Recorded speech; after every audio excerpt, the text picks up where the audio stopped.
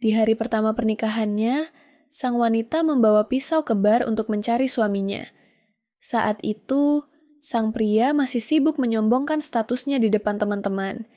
Begitu melihat istrinya muncul di belakangnya, ia langsung terkejut. Seorang teman maju untuk melindunginya. Namun dalam sekejap, sang wanita mengayunkan pisau hingga botol di meja terbelah dua. Dengan dingin ia memperingatkan, jika suamiku tidak pulang malam ini, yang kuiris bukan hanya botol. Temannya langsung berlutut memohon ampun dan mendesak pria itu segera pulang. Faktanya, pria itu seorang playboy. Sementara istrinya adalah agen rahasia terbaik yang ingin membalas dendam atas kematian ibunya. Ia menikah dengan cucu konglomerat terkaya karena sang kakek menjanjikan setengah saham perusahaan jika ia berhasil menundukkan cucunya. Namun saat pertama kali melihat istrinya, sang pria justru merasa ia sangat menggemaskan. Meski begitu, ia dengan tegas berkata, "Setelah menikah, kau tidak boleh mengaturku." Wanita itu langsung menolak keras. Malam itu, pria tersebut mencoba menunjukkan kuasa dengan mengunci pintu kamar dan memerintahkan pelayan menyiapkan air dingin untuk menghukumnya. Tetapi, sang wanita menendang pintu hingga jebol hanya dengan sekali tendangan.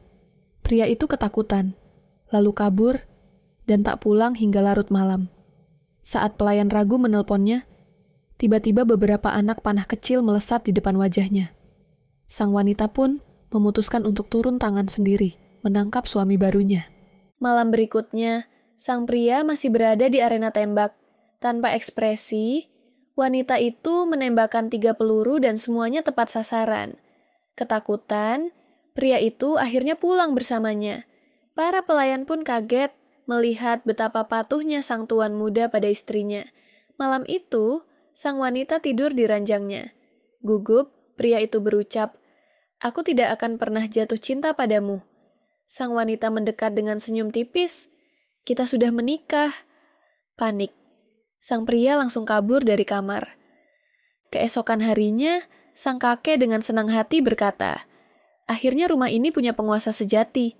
Lalu ia memberikan perusahaan milik mendiang ibu sang wanita kepadanya. Dalam rapat pemegang saham, ibu tiri dan saudara, tirinya kaget saat mengetahui bos baru adalah gadis itu.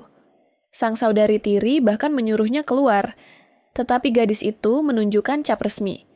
Tak hanya itu, ia juga mengungkap bukti penggelapan dana. Seketika, ibu tiri dan saudari tirinya diusir dari perusahaan. Sementara itu, sang pria masih hidup bebas. Suatu malam ia bernyanyi di bar, hingga seorang teman mengingatkan jam hampir tengah malam. Ia langsung berlari pulang. Sesampainya di rumah, ia melihat istrinya tertidur di sofa. Saat tenang, gadis itu terlihat manis. Tapi teringat ayunan pisaunya, pria itu gemetar lagi. Saat hendak menggodanya, sang wanita tiba-tiba terbangun dan menamparnya. Hari pernikahan, mereka pun tiba. Melihat sang wanita dengan gaun pengantin, pria itu tertegun dan tersipu.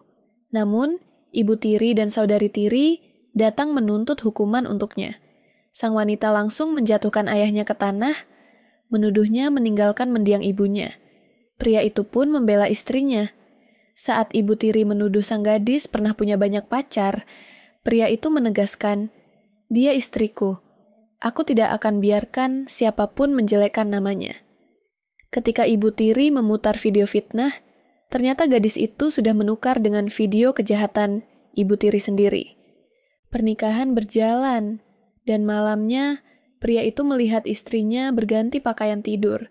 Malu, ia menutup mata sambil bertanya kenapa ia berganti. Sang wanita mendekat dan berkata, "Hidungmu berdarah, apa ini pertama kalinya kau tidur di samping wanita?" Malu, pria itu kabur lagi. Namun dalam tidur, ia bermimpi memeluk sang istri. Saat bangun, ia sadar benar-benar mulai jatuh cinta. Hari-hari berikutnya, keduanya menghadapi keluarga tiri sang pria. Saat makan malam, ibu tiri mencoba mempermalukan sang wanita, tapi justru dipermalukan balik. Dalam perjalanan pulang, mereka bertemu cinta pertama pria itu. Sang wanita cemburu, menusukkan garpu ke makanan, dan menuntut penjelasan. Pria itu meyakinkannya bahwa perasaan lama sudah lama hilang. Pulang ke rumah, ia pun menerima hukuman istrinya dengan patuh. Di balik semua itu, sang pria baru tahu bahwa istrinya dulu juga tidak pernah mendapat kasih sayang dari keluarganya. Ia mengirim pesan, "Mulai sekarang, aku tidak akan biarkan siapapun menyakitimu." Tak lama, ia dikunci oleh ibu tirinya di lift rusak. Saat panik hampir pingsan, pintu lift dibuka paksa oleh sang istri dengan gergaji mesin. Sejak itu, ia semakin yakin gadis itu adalah pelindung sekaligus takdirnya.